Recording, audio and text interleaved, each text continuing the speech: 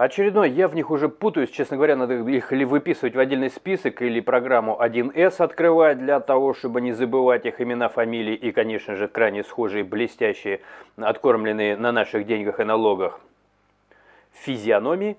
Но, тем не менее, очередная новость. Экс-замгубернатора Курской области Алексея Дедова приговорили к 17 годам колонии, строгого режима и штрафу в 450 миллионов рублей по делу о взятках, сообщила пресс-служба судов Курской области.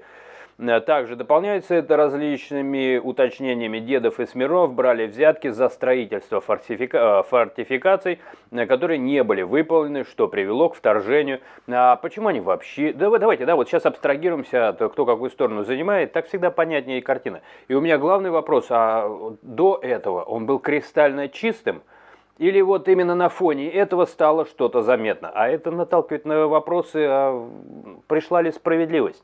Почему раньше к нему не было? Или когда он, например, то есть здесь, когда жизненно важно практически для устойчивости всей системы, тут его карают, а когда это было важно для людей, которых он, может быть, грабил, сколько существовал, люди не так важны, да, я вот к чему. То есть здесь опасность власти, да, боевые действия всегда в первую очередь опасность власти, поэтому важность государственности, государственной машины взлетает над интересами населения. И это естественно, когда ведутся боевые действия, собственно говоря, этому есть правила, и практически во всех конституциях, во всех странах в этом случае действующая власть, она практически над законом становится. Почему? Потому что много нестандартных ситуаций, надо принимать решения быстро. То есть я это все понимаю. То есть в этот момент он перешел дорогу государству. Но ведь он до этого вряд ли был кристально чистым. Вот у меня какой вопрос рождается. Но когда народ грабит, да, то есть это не очень важно.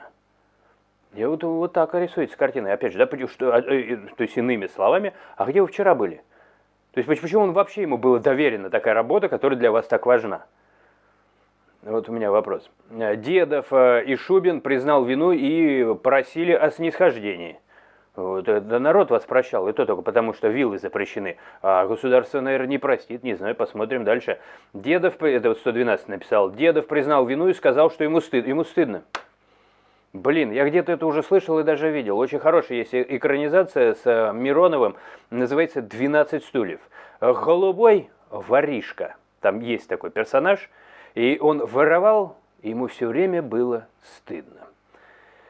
Смирнов пошел на сделку со следствием, вот это важный момент, и признался в получении взяток. Ну, собственно говоря, такая новость, к ней особенно ничего не прибавить от себя. Я единственное, что хочу сказать, то, что голубой воришка поехал в Черный дом с решетками. И там его ждут другие товарищи из всяческих разных организованных преступных группировок. И они скажут: «Привет, голубой воришка».